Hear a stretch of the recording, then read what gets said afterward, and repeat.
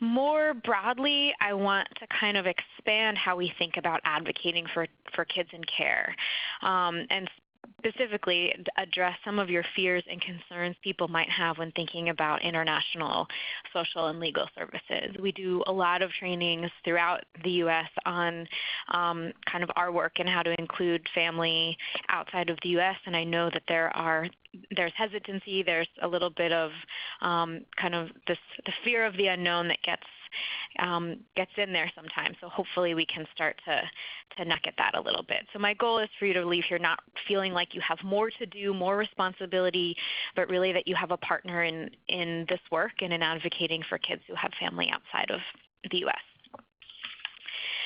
Now I'm going to do a quick introduction to who we are and how we can hopefully help in some of your work.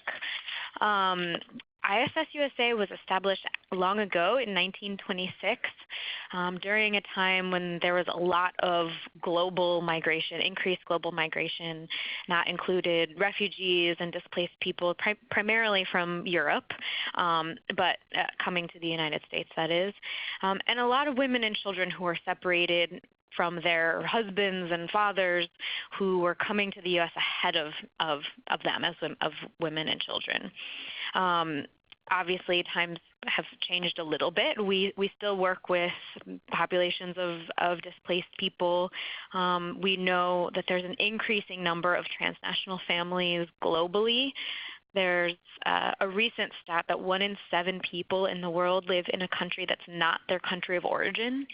And we'll talk a little bit more about that in a few minutes. But as I said, largely that's kind of still the group we work on. Our mission, as you can see, is we are the U.S. branch of a network of legal and social work agencies working to connect vulnerable children and families separated by international borders. The key distinction here is really that we're not defined as a kind of quote-unquote immigrant serving organization. Certainly many of the families we serve have immigration in their story, but we primarily connect social service system to social service system anytime children are separated. And when I talk about the network, which the word got cut off there a little bit, as I said, this is kind of a picture of our network in a way. As I said, we are the only U.S. branch of the network. We happen to be located in Maryland, but we serve kids all around the United States. The headquarters of this large network, the General Secretariat there in red, is based in Geneva, Switzerland. And then throughout the world, we have units or partners in about 130 countries. And obviously, every country operates slightly differently. We have partners in countries that have centralized child welfare systems and those that do not. And along the way, various kinds of structures in place in their child welfare system. The partners can look very different depending on the country. So it may be another independent nonprofit like ISS-USA. There's an ISS Canada. There's an ISS Australia. It may be part of a government entity, such as a Ministry of Women and Children's Issues or something like that. And it may be another kind of smaller community-based or multinational organization that's working on children's issues and child protection. Fundamentally, though, all of the partners meet the requirements of having social work staff who are licensed and qualified to practice in their country. We always work with professionals who are local to the area that they're practicing in because they are the experts in that work. And they're vetted by ISS standards and follow kind of the standards of work that we have as a network. So that's kind of a picture of our network there. And then here at ISS-USA, I don't know why these kind of pictures, at least on my screen, are looking kind of funny, but we have 3 areas primarily that we work in. The first is that we have a contract with the U.S. government for the repatriation of U.S. citizens who, for a number of extreme circumstances, are stuck in another country, are abroad, and need assistance returning to the United States. So about half of our staff work on that program. And then the program I'm going to talk mostly about today, which is what involves most of you all, is our inter-country case management work.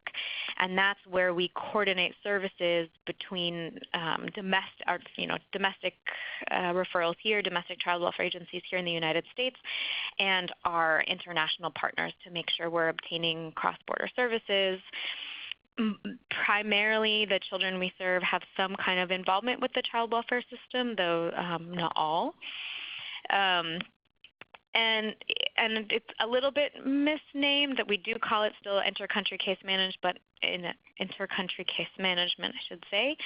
But in 2018, we did start providing some interstate services in cases where the ICPC, which is the Interstate Compact on the Placement of Children, cannot be invoked. So I won't talk too much about that here, but it is kind of part of our services and certainly available to all of you. And then finally, the last piece of what we do is kind of in this larger category of awareness raising related to issues of cross-border permanency planning, best practices in international child protection, things like that. And we do that primarily through research, training, and technical assistance. And technical assistance can mean a number of things, but oftentimes it's simply answering questions about complex cross-border issues, cases that involve more complex issues that don't necessarily fall into the category of an actionable service that we can provide through our inter-country case management work, but it's a lot of kind of just working with agencies and individuals here on ways to support kids that they're working with in international needs, and to some extent interstate needs. Getting close to that end of my intro here, but here is just kind of another picture of where we worked in our last fiscal year. As you can see, we don't have a geographical focus. I think a lot of people think that we work more so in, when you think of cross-border or separated families, we're nowadays drawn to thinking about Latin America, but we provide services all around the world. We, as I said, have partners in 130 countries. On average, we work with partners in about 65 different countries a year and professionals in about 25 to 30 states per year. We don't have a list of countries where we work. That is usually one of the first questions that I get, so I'll just mention it here. The reason for that is in part because the network internationally is constantly growing and shifting. So we may have a really strong partner now in one country, and then after a little bit we realize it's harder to get services in that country. Other times we may say, you know what, we don't have an active partner right now, but we can always kind of be looking for new partners. So there's not a list that's generally available, but what we always do is recommend anytime you have a need in another country, whatever country that is, to contact us regardless of where you need services. As I said, we're a small organization and pretty nimble, so we can do our best to find resources where we don't necessarily have it. And if we can't, we send a letter to document those efforts. And so that is kind of in talking about due diligence, a letter of efforts can show your efforts to obtain services in another country. And here is when I talk about kind of what international and intercountry case management looks like. Here is our basic model of what it looks like. So we are contacted by individual agencies, primarily, but often in professionals in state child welfare agencies, social workers, attorneys, child advocates, CASAs, anybody. We don't have restrictions on who can refer cases. And then our case managers will work with you, whoever is referring the case, and the overseas unit or an interstate work, the provider in the other state, to manage the communication around getting those services. So you focus on what you're doing and your services with the child, and we take care of the communication and coordination in the other state or country.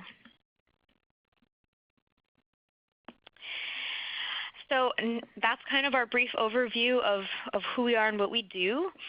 And before getting into more of the nitty-gritty of the international part, I wanted to start with some topics that some of you may be more familiar with, and that's best practices for working with children who are involved with the child welfare system domestically before we get into the international piece. So some definitions. Some people will be much more familiar with this topic perhaps than others, but I'm hoping that you don't tune out because this will, I promise, be quick. And hopefully a good refresher for those of you who know this, but just to kind of put us on the same page here, because I will be talking about this throughout the rest of the presentation. So what is permanency planning? Permanency planning is the process of assessing and preparing a child for long-term care when in out-of-home care placements such as kinship, foster care, or institutions. A care plan must center on what is in the child's best interest and therefore requires an ongoing assessment of the child and her needs. And this definition is taken from the Better Care Network. Permanency planning is going to look different for each individual child. Always the goal is that certainly the child can transition into family-based care that's safe, that can appropriately meet his or her needs, and can provide a stable, nurturing environment for that child in the long run. We also know that as kids get older, it can take a lot longer for them to find permanency with family. And for kids who age out of foster care, we also know that they're at much higher risk for a huge number of adverse effects, and that can include things like unstable housing, higher rates of arrest or incarceration, poor health outcomes or unmet health needs. And we also know that they're much more vulnerable to forms of exploitation like labor exploitation and sexual exploitation. So all is to say that the stakes are really high in how permanency planning proceeds. Again, making sure that this is an ongoing assessment, and because it will have long-term effects on the future for that child. Next term we'll talk about, and we talk a lot about here at ISS-USA, is concurrent planning. Concurrent planning is required by the Adoption and Safe Families Act, which was from 1997, and it's an approach that seeks to eliminate delays in attaining permanent families for children and youth in foster care. Effective implementation of concurrent planning requires comprehensive and early assessment. It involves identifying and working towards a child's primary goal, which can be reunification with the birth family, for example, while simultaneously identifying and working on a secondary goal, such as guardianship with a relative. The practice can shorten time to achieve permanency if efforts toward the primary goal prove unsuccessful because progress has already been made towards the secondary goal. So this is just meant to be a reminder that concurrent planning is law, and it's also really vital to helping kids find permanency quickly. Even if there's a goal that you think or the team thinks should happen or hope will happen or is the most likely outcome, efforts to identify and engage with other relatives should be happening simultaneously as a way to make sure that if that primary goal ends up falling through, we're not starting fresh with looking for new people and starting to engage with them. So again, this is just another best practice. And then lastly, another piece of legislation that helps kind of remind us about our responsibilities is the Fostering Connections Act from 2008. And the long name is Fostering Connections to Success and Increasing Adoptions Act. And that amends parts of titles, or parts B and E of Title IV of the Social Security Act, I should say. And in particular, you'll see here in this quote that it provides that within 30 days after the removal of a child from the custody of a parent, the state shall exercise due diligence to identify and provide notice to all adult grandparents and other adult relatives of the child, subject to exceptions. So we argue that best practice would hold also that would include family outside of the U.S., if applicable. Allie mentioned also that there's an upcoming training in October for you all about the upcoming Family First legislation. So I would also encourage everybody to hopefully it's not too far away to think back to this presentation and think about how international family finding and engagement and international connections for kids applies also to new regulations through Family First. So moving on, this is my interactive part of the presentation, and it's just 3 quick poll questions. So I'm going to ask you in this first question, for people who are online here, have you worked on a case, or how many people here have worked on a case where there was a family member overseas? And the options here are yes, if you know there is, no, or I don't know. And I'll give a couple minutes. I see more no's than yeses, which is typically what I see, but a few yeses. I'll give maybe a couple more seconds. I don't know if people are thinking about it or trying to figure out the system here, but all right, maybe we'll go to the next one. So the next question, perhaps a bit longer. So this is an agree or disagree question. So the needs of children are better served in the U.S. regardless of their family situation. Strongly agree, agree, disagree, strongly disagree.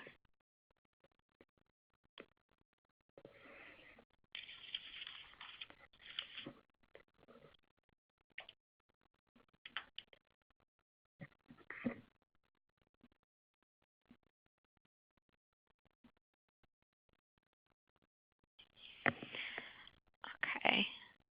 I have about 15 people participating, so I'm not sure if you all can see this, but we have 4 agrees, 7 disagrees, and 4 strongly disagrees. Okay. And then lastly, to respond again, and this is an agree-disagree question, I'm confident in my ability to help find and engage with a child's potential family resources outside of the U.S.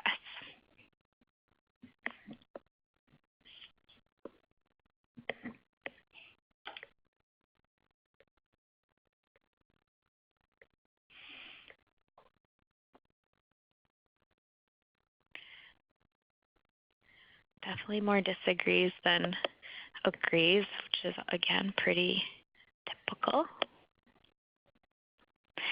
All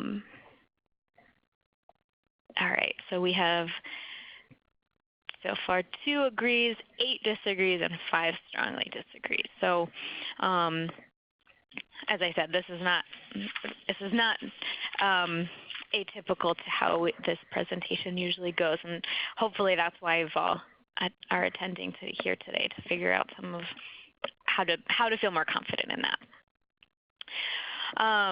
So I want you to kind of keep those answers in the back of your mind, kind of your personal, and just kind of thinking about how others that you work with might respond to those questions. And we're going to now transition to the cross-border piece of this. And specifically what we'll talk about is who we're talking about when we're talking about kids with cross-border family resources and needs, how to identify them, and why it's important. And I didn't include when, but I think it is important to remember that kind of when children are separated from their families. And specifically that some separations we know are specific to international cases. You can see those there at the bottom. But all separations have the potential of having an international component.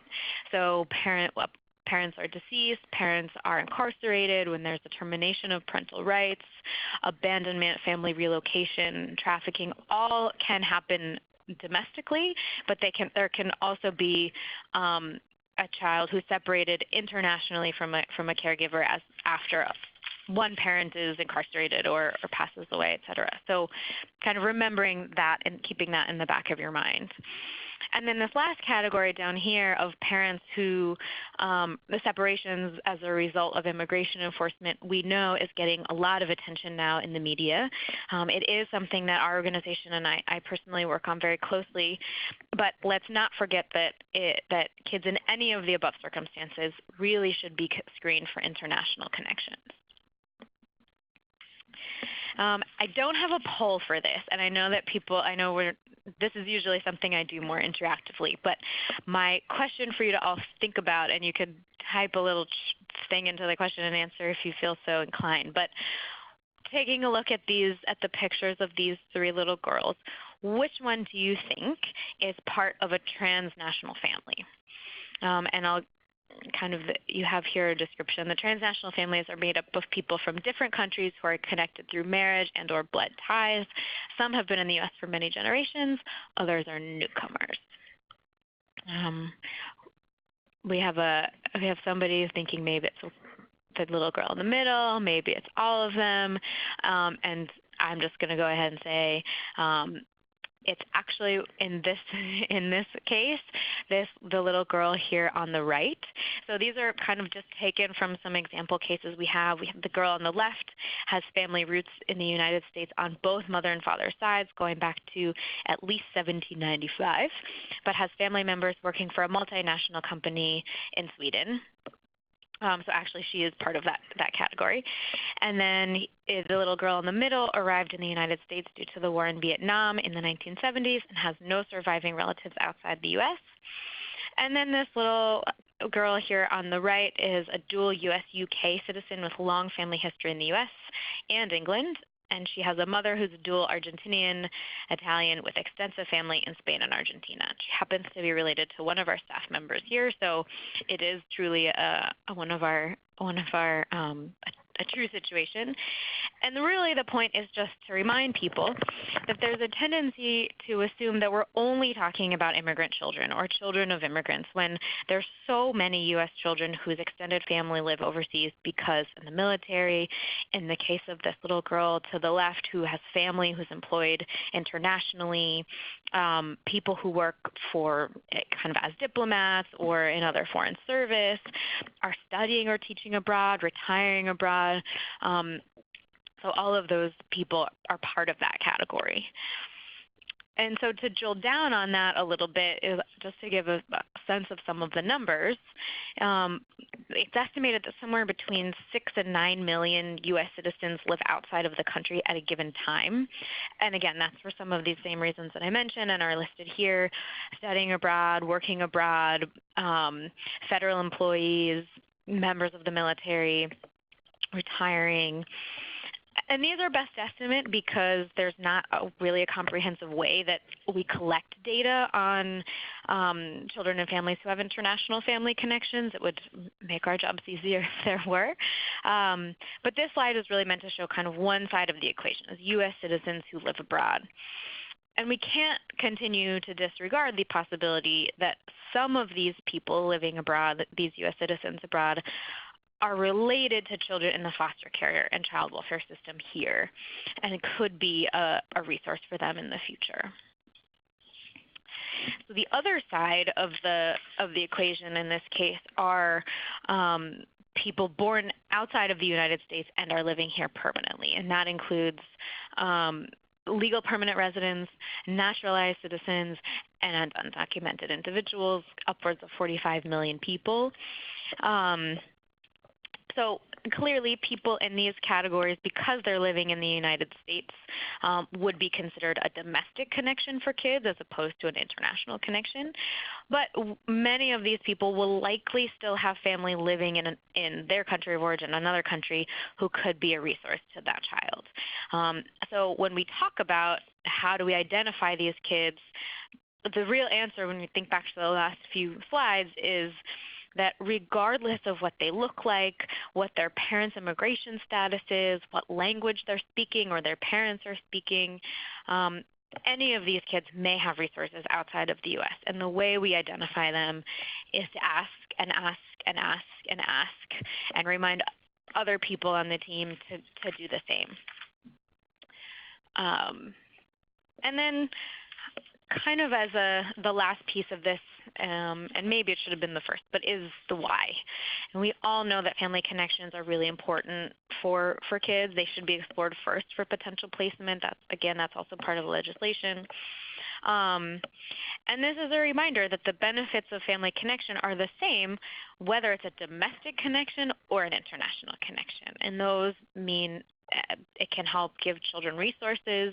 They can connect kids to culture, language, traditions. They strengthen their sense of identity and connection to family, a sense of a belonging, and also strengthen that kind of network of extended family. It's also important to remember that these connections may look slightly different in practice. Obviously, it's a lot easier to visit grandma down the street than it is in a country several hours away.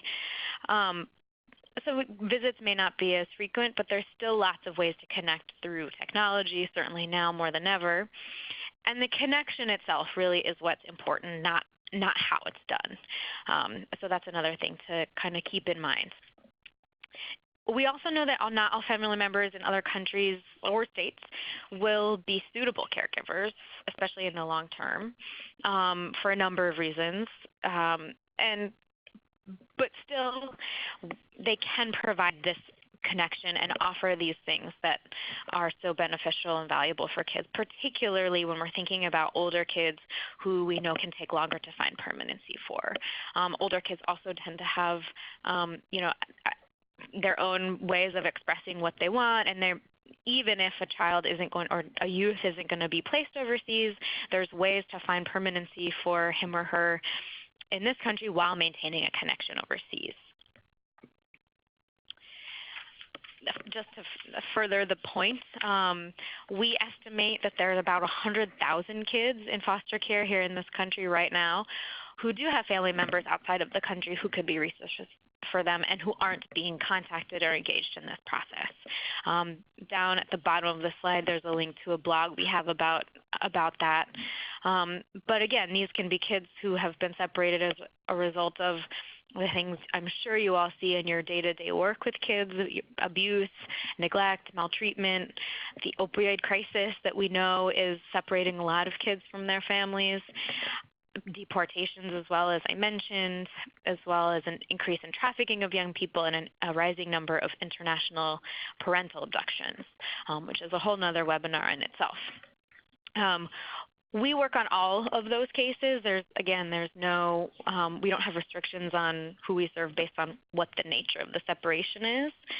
But we are a neutral party, so we don't take a stance. We act really just to be liaisons between multiple stakeholders to make sure we're getting all of the information and all the documents needed by those who are charged with the decision making and who are more involved in the case, to make sure that that decision is informed and it's in the best interest of the child. So just to kind of reflect a little bit on the questions, the poll questions from a few minutes ago, and how many cases you've worked on with families overseas. And thinking about all the reasons kids are separated, is it possible that that number could be higher? I know we had 6 out of 15 people who answered the question said that they had worked on a case where there was family overseas, and then others said no, and I don't know. But is it possible that there's more, and are you asking all your kids? We also asked about confidence levels and ability to engage with family members outside of the U.S. Is there a chance that any more of these kids you're working with have these resources? What happens when a non-custodial parent is in another country? Do you know how to contact them? And there's some things here to be on the lookout for: personal bias, assumptions about non-custodial parents, one-sided stories.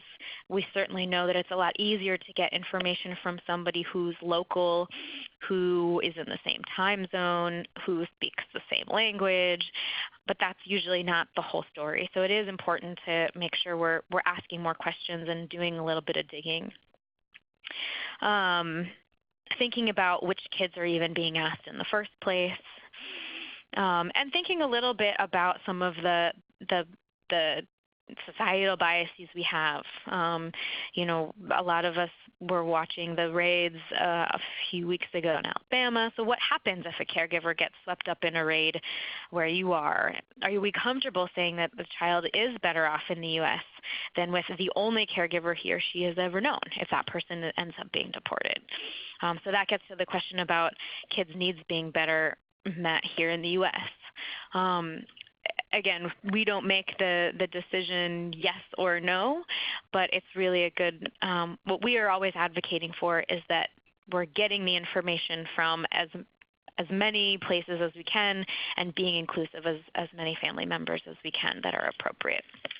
So just some things to think about going forward. And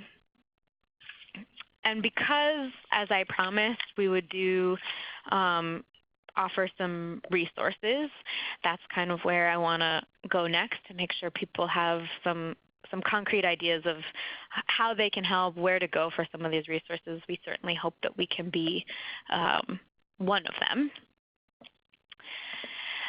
And I broke them out into roles. I know we have on this particular call a lot of CASA volunteers, which is great, and some attorneys and others.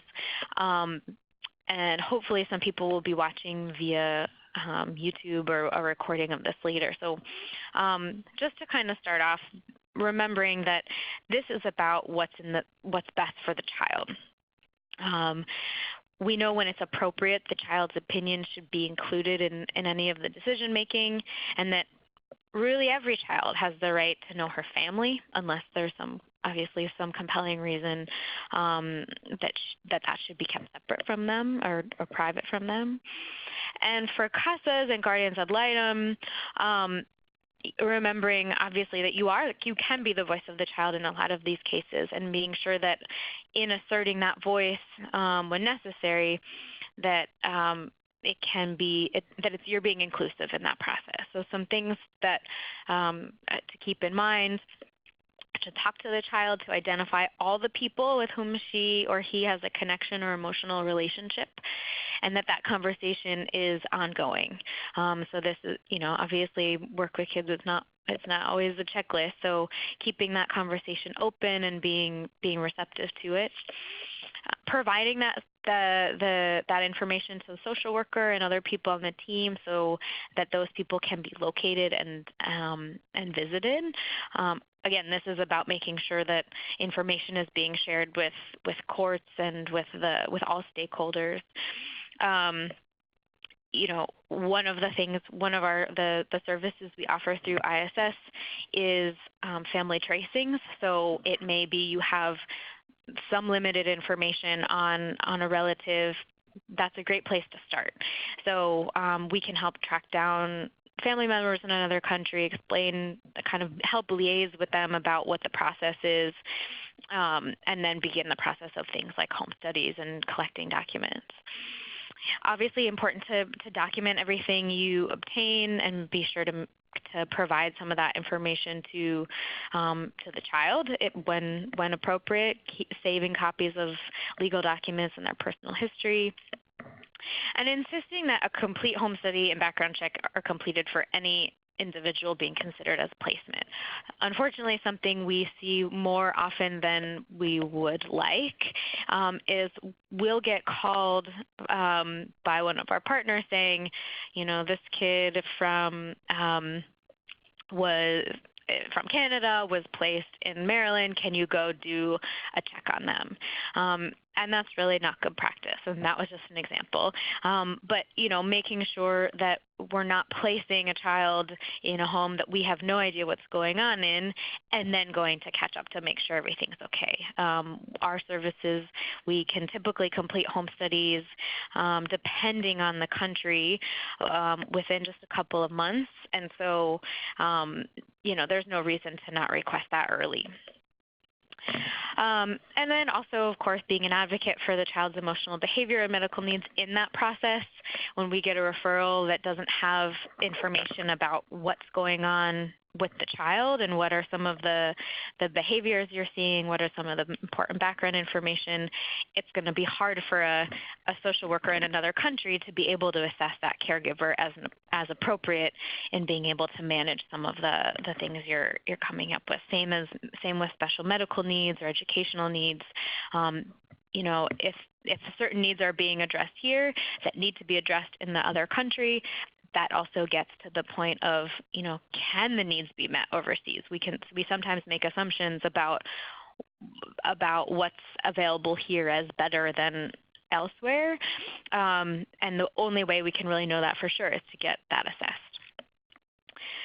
And then finally, to insist that post-placement follow-up is happening. So anytime a kid is placed in a new home, whether it's in a different state or a different country, making sure that there's some follow-up to ensure that, in fact, the reintegration in the home or integration in the home is happening, the child's safe, and is getting those services that we'd identified.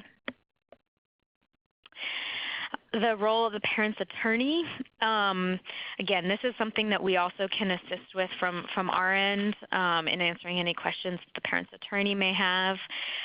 Some things to remember are to explain how locating an absent parent or relatives will benefit your client and the child.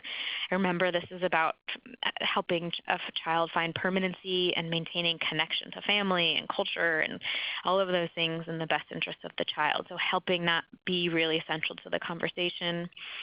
Asking your client to identify family support people, particularly for younger kids. It's much harder to get the information from them than it is from adults. And encouraging the parent to share that information with the social worker, continuing that increased communication.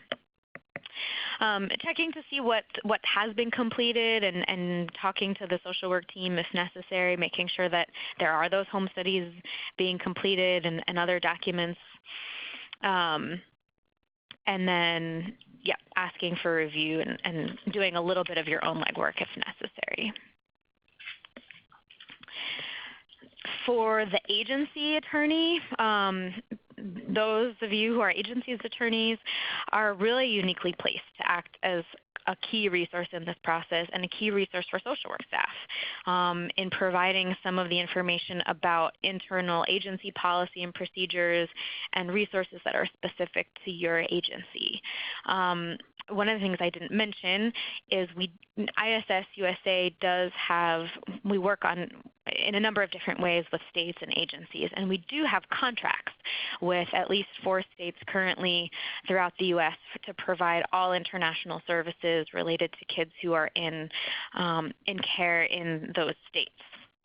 In some of those places, there have been created particular positions in different offices that are international liaisons or something to that effect. And again, that's agencies that have created policies specific to locating, engaging with, assessing family members outside of that jurisdiction.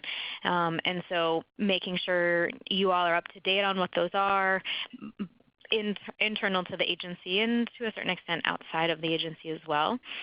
And so reminding staff of internal policies and how to access them. That's part of kind of an educational piece too about pertinent policy and law. And then also requesting details of those efforts to ensure those have been made. So again, we provide letters of efforts in cases where we aren't able to provide the service or where perhaps a service has started but we aren't able to complete it for any number of reasons. Something that comes up sometimes will be if we get the referral for a case, we have some communication with the parent, but for whatever reason, for scheduling, the parent isn't able to meet with us, communication gets cut off, certain things like that. All of that is always documented on our end. And so you can always request a letter of efforts from us on what's been done to provide to the court to show due diligence and what actions have been taken to liaise with family overseas. And then, again, as always, to continue that good communication with social workers, supervisors, and other stakeholders involved in the case. I don't know if there's any judges or judicial officers on the call or watching, but judges have a lot of power in this, obviously, and they have the ability to convene parties to ensure that there is this good communication and cooperation, and to ensure that concurrent planning is taking place in a timely manner and a comprehensive manner. One of the things we hear time and time again is that a home study isn't requested, or a family member wasn't contacted, or whatever it is, because the judge didn't request it. So yeah, it's a position of great power, but there's lots of players that can help change that through the system in kind of reminding everybody at the table that resources exist to engage these other family members, and that that's really important for a number of reasons. Specifically for the child.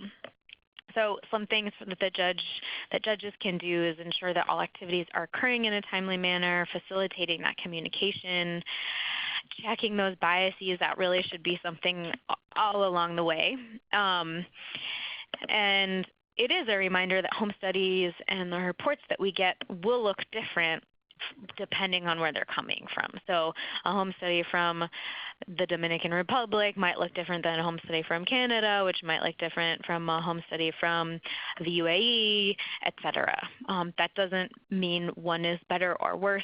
We do have templates that we share with our partners, but depending on where it's coming from, the information and the layout may just look a little different.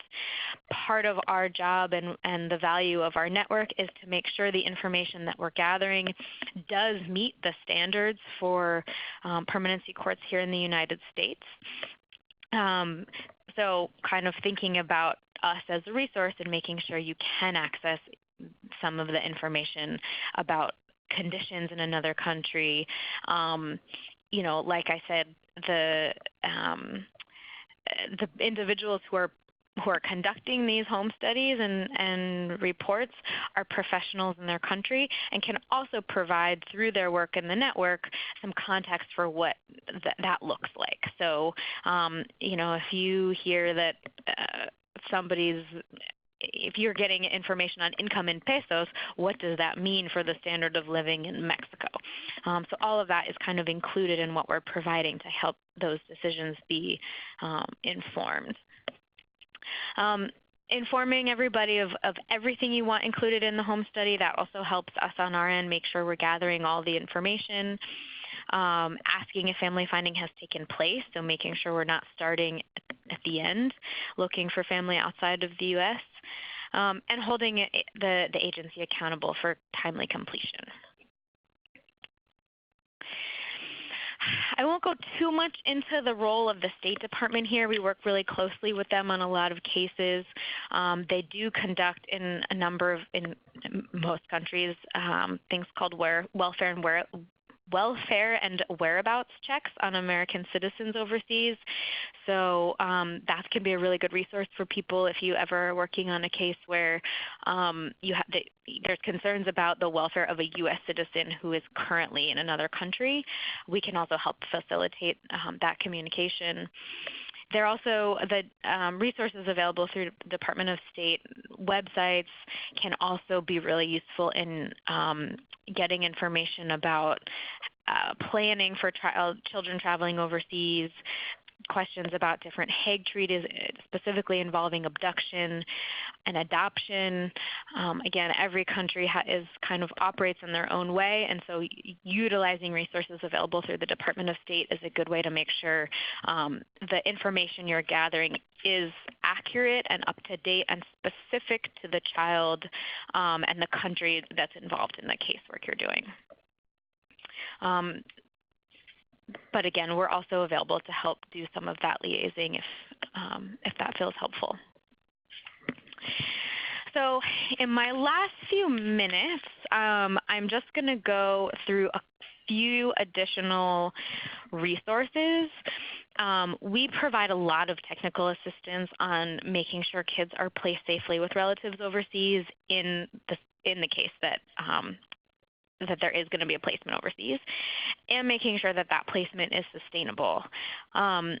Even if people on this call aren't involved directly with the placement process, CASAs and others can be a really big part of preparing for that process and making sure that everything's happening early on, supporting colleagues in doing that, and just understanding even that there is a process for this and it's possible, even if it can take a few extra steps. We know a lot of times when we do trainings like this and do some surveys on what people are nervous about is like, well, how does this even start? Like, how do I even, get a custody order in another country? And what happens if something disrupts? And how do I track it? There's tons of there's a lot of anxiety around overseas placements, and that's for good reason, because we all can grow attached to a lot of these kids that we're working with directly and want to make sure that once they're in another country and outside of our jurisdiction that they're still safe and okay. And we hope that we can provide some assurance in that. So the first thing that you can start doing, and everybody should be kind of thinking about and putting on the to-do list somewhere, is to start gathering documentation. Passports, certainly, if there's going to be any international travel, whether it be for visitation or placement, gathering birth certificates, school records, immunization records, and other healthcare information like lists of medications. All of that information really must travel with the child. Some countries require that it have an apostille, which we can provide some guidance on as well. But if we're waiting until the end of the permanency planning process to start collecting this, it's adding a lot of time and kind of franticness in gathering it. So these are some things just to kind of put in the back of your mind that really need to be gathered and prepared anytime a child is potentially going to be crossing a border. And a lot of these can take time to get. The other piece that comes up really in all cases is to think about eligibility for moving children across borders. So almost all countries have visa requirements, have entry requirements, have different services that are available.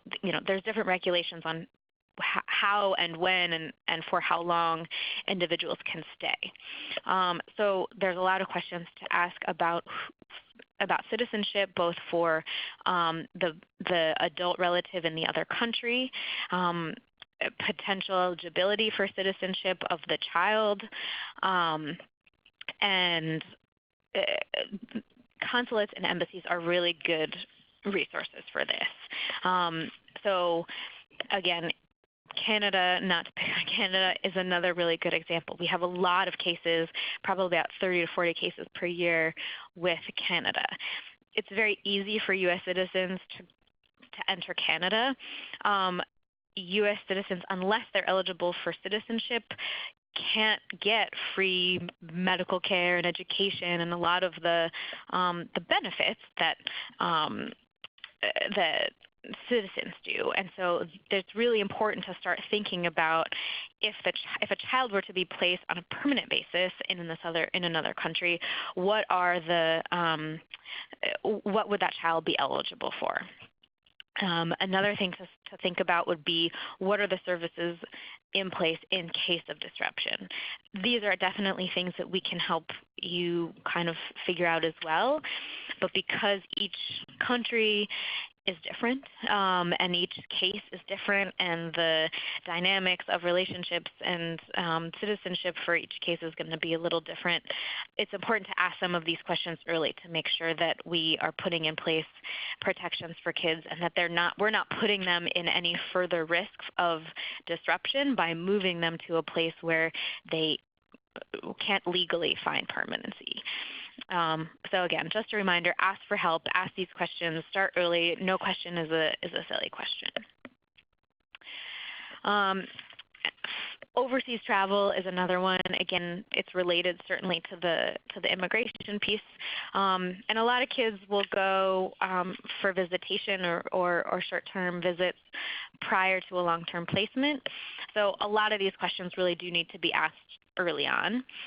And so whether it's a relative or a guardian ad litem or somebody else who's traveling with the child, they need to have legal documents permitting them to enter and exit countries with that child. Customs and Border Patrol may require legal documentation. They should be, stating that you or whoever is traveling does have the legal ability to do so. And while you're working on gathering passports and visas and all of that for the child, the person who's traveling also will need to have that stuff ready. We do have on our website a checklist for overseas travel. You can access that at www.iss-USA.org, and there's links to a bunch of different resources there. I can also send that out separately to anyone who wants it. And you can also request assistance from us at question@iss-USA.org. So one of the things we often do is have one of our local social work partners meet the child and whoever's traveling with the child either at the airport or another location to make sure that connection with family is happening and is safe. So yes, feel free to use that resource and contact us for support if need be. And then again, I won't go into detail here either, but remember that when we are talking about transferring legal custody across borders, we do need to make sure that court orders are registered and recognized in the country of destination to make sure that that placement is legal and stable. We can help you understand that process because it will be specific and vary a little bit depending on the country. But know that it is possible and it is legal, and we always encourage judicial communication once that placement decision is made. So I believe that is where I am going to start taking questions. I'll add before I do that again, I think my contact information is on the next page. It's not. This is our general question line. So any questions you have about our work or about cases, the best thing to do is write to question@iss-USA.org. And then there is also our phone line. If you go to iss-USA.org under useful documents, there's a whole number of one-pager information info sheets about different topics related to permanency planning, related to Hague treaties, related to home studies. So take a look through there to see if any of those can be good resources for you. And certainly feel free to contact us with questions about specific cases or more generally how you or your agency can work with us more closely on more of these cases. We, like I said, we have contracts with 4 states and work very closely with many other agencies to offer these services to kids in care, so we'd love to be able to do that. And then finally, I don't have a slide for it, but we do have ISS-USA has an upcoming conference and training institute taking place October 17th and 18th here in Maryland at the University of Maryland School of Social Work, or it's co-sponsored by University of Maryland School of Social Work at the University of Maryland in Baltimore.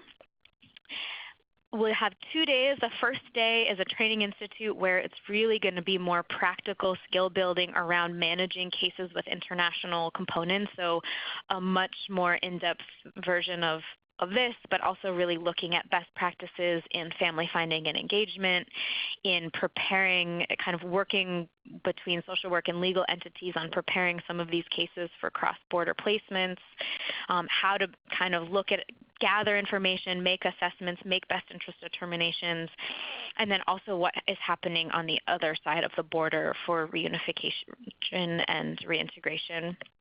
So that's our training institute on Thursday, October 17th, and then on Friday, October 18th, we have a conference featuring a number of experts in different topics related to international permanency planning, international child protection, human rights, reunification and reintegration, and some of the other things we talked about today. So check that out on our website and consider attending. There are 6 CEUs available between the 2 days.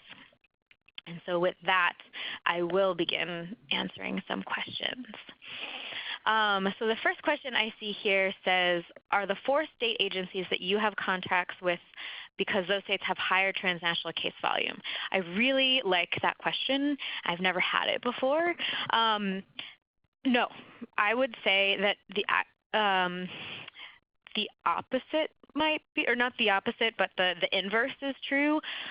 When we have a contract with a state, we typically get many more cases from that state, and so we're serving many more kids. So I'll use the example of New Jersey. We've had a contract with them for probably, I want to say 10 years, maybe more. But about a third of our outgoing cases, so cases that originate in the U.S. and require services outside of the U.S., come from the state of New Jersey.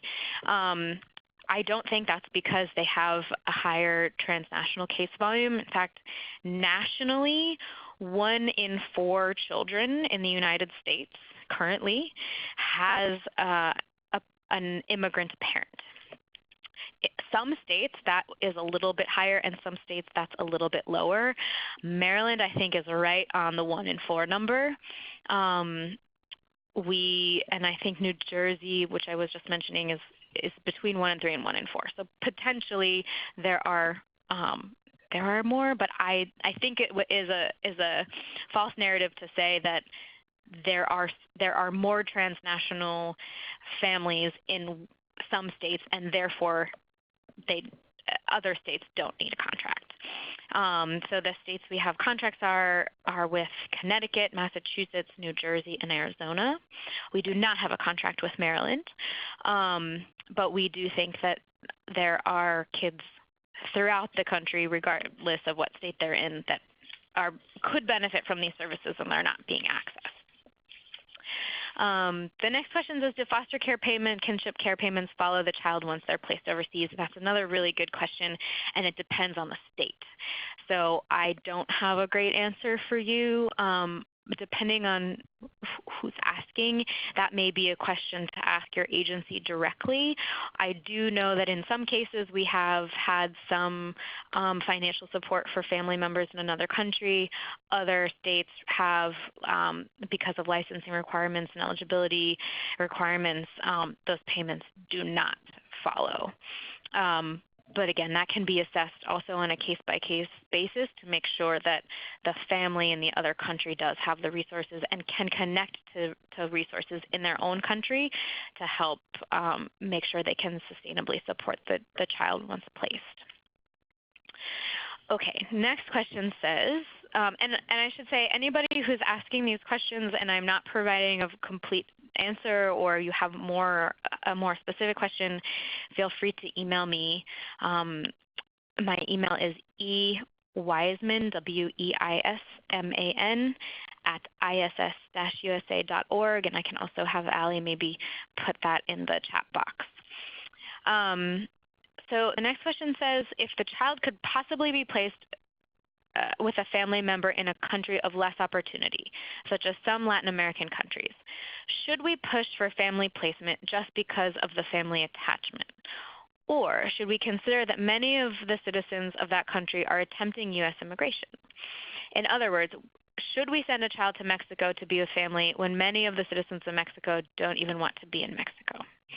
So this is another question and long conversation topic that we have when we do this training in person. And I think, as with everything, it depends on the case. In terms of if we should push for family placement because of family attachment, we again don't make that determination. So when you get a home study on a family in Mexico, it will have all of the information about where that family lives.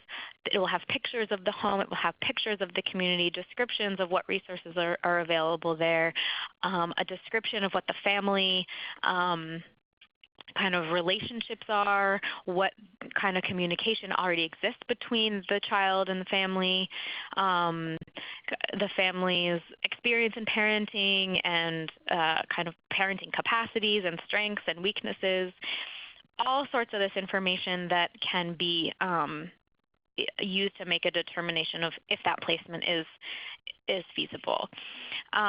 We have placed many, not we, but we have assisted in, I can't give a number, but many placements of children with family in Mexico, in Guatemala, in Honduras, in El Salvador, in Ecuador, in all sorts of places south of our borders.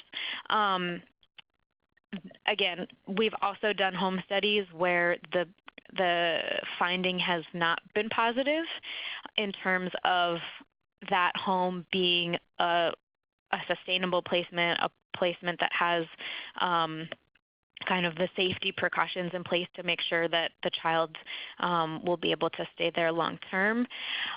But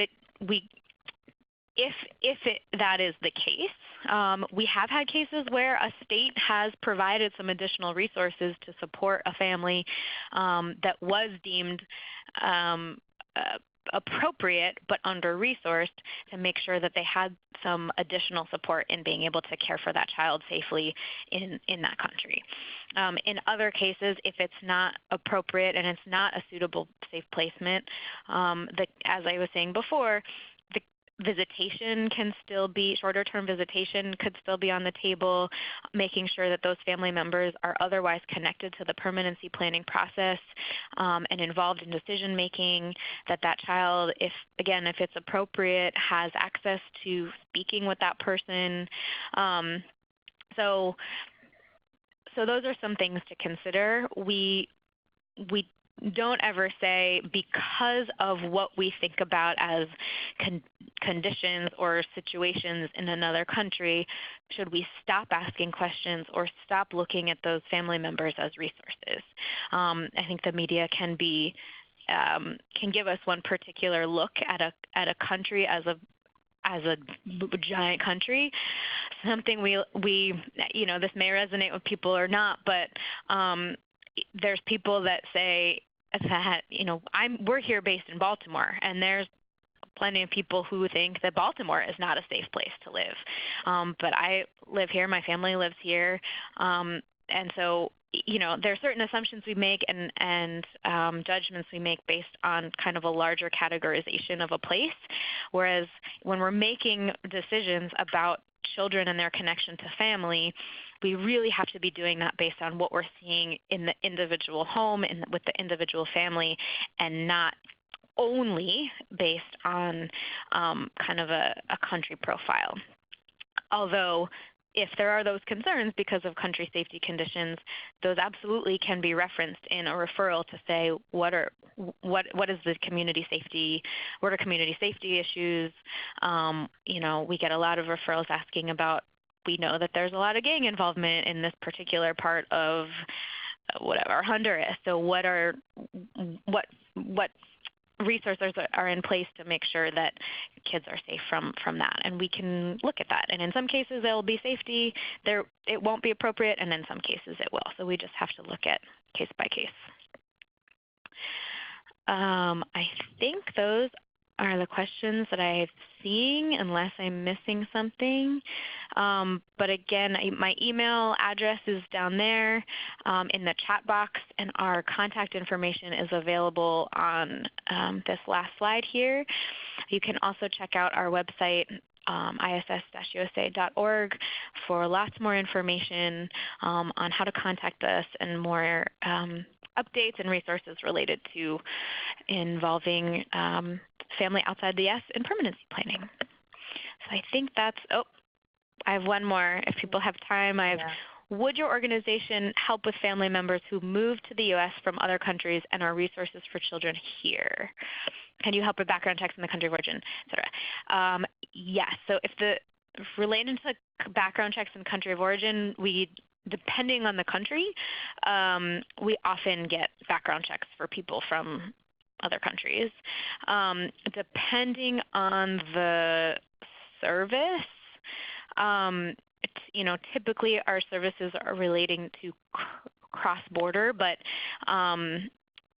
yes, for background, for obtaining documents, another thing we often get would be like birth certificates from another country, or health records, or death certificates, or other kind of police involvement things. Those we can get in many cases, not all cases, using our international network, even if the person is here. So it will be a case by case. And when you go to ISS-USA.org, you'll be able to find a comprehensive list of our services and a description of them. So if you have questions about those, please reach out. And remember that just because it's on the list doesn't mean we can get it in all cases. It will depend on the country. And also remember that if there's not a service on the list, but you think you have a need for a social service in another country, it's still worth writing to us to see what we can do about it. Oftentimes that falls under the category of technical assistance in being able to direct you to some additional resources. We're also sometimes able to add services to our list if we start getting enough requests for them. So we recently added DNA testing and psychological evaluations to our list of services because people were requesting them, and it turns out we can get them. So in some places. So again, I think the motto is, if you have a need for obtaining some kind of social service or related service in another country, it's always worth sending us a quick email if you don't see it on our list of services and seeing what we can do. And we'll definitely take it into consideration and help you in any way we can. And I think that is it for the questions. Yeah, that was all of the questions. So I did type into the chat your email, Elaine, so everyone should have it. And also everyone who attended or registered for the webinar today, Elaine would like to send you guys a message. She has all of your emails, so you might see something from her just so you have her contact information and everything if you ever have questions or need to reach out to her. Yes. But that looks and like feel free to everything. Feel free to write to me if you do not want to receive that email. I'm happy to take you off a list. But I'll just send out a quick email that has some quick one-pager information on list of our services, how to get in touch with us, kind of how we work, just so that you have them, can share them with those others in the office or your teams that you're working on, and just have our information available. All right, so that's pretty much it. I'm going to close the meeting, but Elaine, if you wouldn't mind just staying on the line with me for a second. Sure thing. So I just wanted, again, to thank all of you guys for attending and supporting Maryland CASAS trainings. We do offer free CEUs and trainings for any child welfare professionals. Feel free to send out any emails connecting me and another person. I would love to get them on the training list and get them added. And again, don't forget, our race is October 19th. It's a Saturday. I think it's in, 5 or 6 weeks. But it's a great day. It's really fun. We'll have a tent, food. It's a good time each year. So hopefully we'll see you guys there. If not, I will see you guys also October 8th for the next webinar. So thank you again, and hope you guys have a great rest of your day. Thanks, everybody.